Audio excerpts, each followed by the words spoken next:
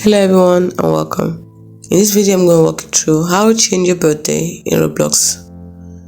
Now fortunately, changing your birthday in Roblox is generally not possible, especially if you are under 13, and here's why.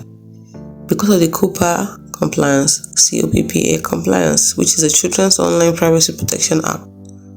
In the United States requires online services to obtain verifiable parental consent before collecting, using, or disclosing personal information about children or from children under 13, and your birthday is considered personal information.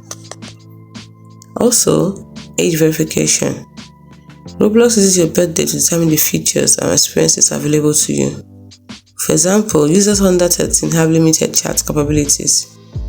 But if you believe your birthday is incorrect and you're over 13, you might be able to update it through Roblox age verification process.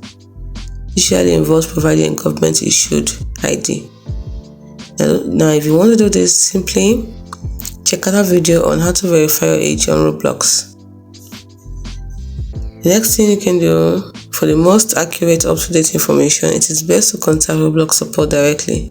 They can provide guidance on any potential birthday-related issues or adjustments. Hope you found this video helpful. If you did, like and subscribe to the channel for more. Thanks for watching.